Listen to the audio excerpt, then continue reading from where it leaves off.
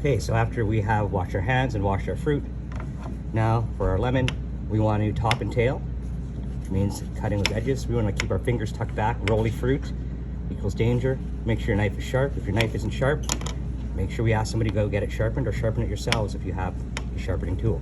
Okay, so we've topped and tailed. Now we're going to go down the center here. Okay, and we reveal the inside of our lemon, right? We are now going to do what we call our courtesy cut. Courtesy cut goes down the center here, just to make sure that we have a spot for our lemon wedges to end up on our glass. Okay, now lemons are a little bit interesting, and so there's a few different ways to do this. This is the way I see most people do it, which is cut to the center core in a V, discard that center part, and then cut their wedges, right? If I'm going to do that,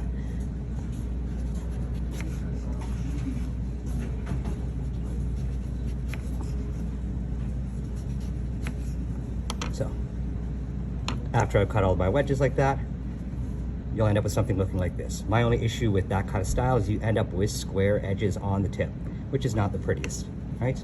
So to remove those square edges, we're first going to remove all the seeds, push those out, then we use our knife to push downwards and away. Now we've got a nice sharp edge on our wedge. Same thing, looking for seeds in here. There's always going to be a couple seedy lemons happen. Depending on the season, they'll be extra seedy, right? Don't forget we've got our courtesy cut right there. Find another seedy piece here. Okay. Another one here. This one's got a bunch of seeds in it, we can see. So we're gonna flick all those out with our knife, right? Just using the tip of our knife. Same thing on the other side. Just a little pressure. Normally it'll lean out there. And then this has got a little bit extra white here, so I'm gonna clean that out too. So there we go.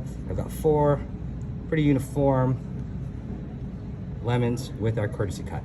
We're gonna put that into our portion cup now. Now, the other way, and this is the way that I personally do them, so I've got my courtesy cut already done. I like to cut down and outwards. And this ensures that I get really nice, clean, and sharp edges on my citrus cuts. But if you don't have a sharp knife, that's where you're gonna start to see issues. Now we've got the weird square bit here. And then that's when I'm gonna use my downwards and cut away technique. So away from the fruit, keeping my fingers back, cutting down. I'll do the same thing one more time here, just to really emphasize the cleanliness of that edge. Okay, so now we push it out on the side. Here we go. That one actually, because of the way those cuts did, it got all the seeds out of it on the first shot, so that was great. Here we've got a couple more seeds. We're gonna flick those out. See there's some buried in, side to side there, right? Of course, it's nice to not have seeds in there, right? If it does get a little jagged there, a little ragged afterwards, then we can open it up and use the knife again here. Okay, so pushing those seeds out. Perfect, perfect. Last wedge. There you go. So now we've got our 4 wedges a little bit sharper on the edges that time than the previous one. We do our portion cup, of course. When we're cleaning our knives and boards, we want to use sanitizer. I'm just going to clean this up with some paper towel right now, and I'll sanitize it afterwards.